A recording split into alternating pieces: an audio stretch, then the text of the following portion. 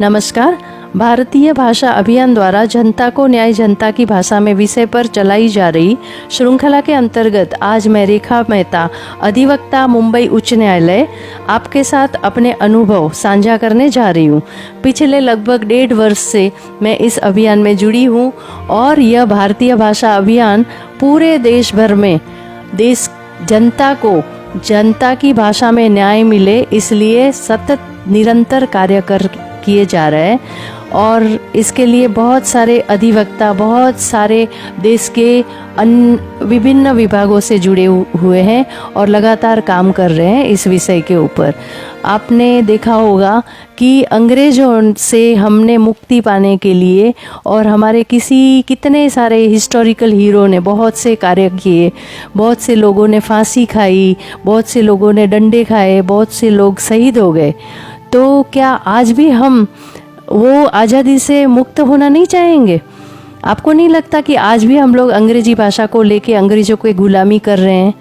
तो मेरा तो ऐसा मानना है कि वो अंग्रेज़ों की गुलामी से हमें मुक्ति लेनी चाहिए। मैंने आज तक मुंबई और अन्य महाराष्ट्र के जिलों के विभिन्न न्यायालयों में पर्सनली प्रवास किए और मैंने पर्सनली बहुत से अधिवक्ताओं और जनता से मैंने जब ये विषय पे चर्चा की तो मैंने पाया कि मुंबई के जो न्यायालय है वहाँ के अधिवक्ताओं का कहना है कि उनकी शिक्षा अंग्रेजी भाषा में हुई तो वो अंग्रेजी भाषा में ज़्यादा कंफर्टेबल है आर्ग्यूमेंट करने के लिए या ड्राफ्टिंग करने के लिए, जबकि कुछ व्यक्तिगत या कुछ पर्सनल रीज़न की वजह से ये बात करना ठीक नहीं है और यही बात पे अड़े रहना भी ठीक नहीं है कि हम सिर्फ इंग्लिश भाषा में या अंग्रेजी भाषा में ही अपना कार्य करें। तो जब मैंने बाकी मुंबई छोड़ के विभिन्न ज़िलों में प्रवास किए, जैसे कि मैं थाना कोर्ट गई, पनवेल कोर्ट गई, वहाँ से मैंने माथेरान, महाबलेश्वर, खंडाला और सातारा, पूना, नासिक और कोल्हापुर वगैरह अन्य ज़िलों के न्यायालयों में मैं जब पर्सनली व्यक्तिगत रूप से गई तो हमने देखा कि वहाँ के अधिवक्ता अंग्रेजी से ज़्यादा मराठी में कंफर्टेबल रहे हैं और उनका बोलना है कि अगर मराठी भाषा में न्यायालयीन कार्यालय रहेगा तो वो ज़्यादा कंफर्टेबल रहेंगे और जनता भी बहुत खुश होगी और जनता को लगेगा कि नहीं, सच में हमें अपनी भाषा में न्याय मिल रहा है। तो सिर्फ ये मुंबई के अधिवक्ताओं को छोड़ के अगर हम सबकी बारे में सोचें, सब लोगों के बारे में सोचें, तो मेरा मानना है कि 95% लोग जो महाराष्ट्र में मराठी भाषा में ही बातचीत करते हैं, मराठी भाषा में ही अपना डे टू डे का जो व्यवहार चला रहे हैं, तो सिर्फ अंग्रेजी थोड़े से लोगों को कंफर्टेबल हो रही है, उसके लिए क्या हमको अंग्रेजी भाषा में ही अपनी कार्यशाली चलानी है? तो मेरा आज तक का अनुभव ये रहा है कि मेजॉरिटी ज़िलों में और मेजॉरिटी जनता है जो महाराष्ट्र की, वो ज़्यादा करके मराठी भाषा में ही कंफर्टेबल रही है और उनको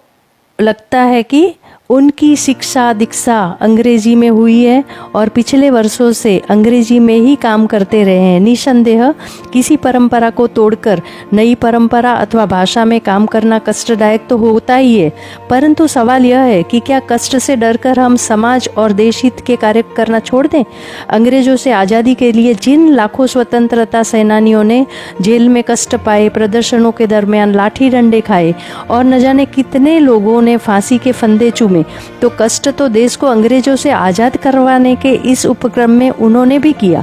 आज जब हम अपने देश की जनता को जनता की भाषा में न्याय दिलवाने का कार्य करेंगे तो थोड़ा कष्ट तो होगा ही, परंतु यह कष्ट सहकर वह सुखद दिन आएगा जब देश की जनता को जनता की भाषा में न्याय मिलेगा। महाराष्ट्र में लगभग 95% जनता मराठी भाषा में ही कार्य करती है, उन्हें अंग्रेजी बिल्कुल नहीं आती है। और अपने संविधान में देश की भाषाओं में कार्यालयों में इस हेतु पर्याप्त प्रावधान है। और यदि हम महाराष्ट्र की बात करें तो महाराष्ट्र राजभाषा अधिनियम 1964 एवं 2015 सेक्शन 2C में कहता है कि मराठी देवनागरी लिपि महाराष्ट्र राज्य की भाषा है। महाराष्ट्र राजभाषा अधिनियम 1964 का सेक्शन 3 कहता है कि मराठी और हिंदी के अतिरिक्त अंग्रेजी भी विधानसभा का कार्य हो सकता है। सेक्शन 4 के अनुसार महाराष्ट्र सरकार द्वारा जारी की गई सभी यदि सूचनाओं को मराठी और हिंदी भाषा में जारी किया जा सकता है तो न्यायालय की भाषा से जुड़ा हुआ ये अहम प्रश्न भी क्या किसी एक व्यक्ति अथवा व्यक्तियों के छोटे से समूह की सुविधा और असुविधा के अनुसार प्राचार्य चलेगा अथवा देश के संविधान और कानून के अनुसार। एक वकील होने के नाते हम सभी जानते हैं कि किसी व्यक्ति की व्यक्तिगत इच्छा अथवा कठिनाई महत्वपूर्ण नहीं है, बल्कि देश का राज्य कार्य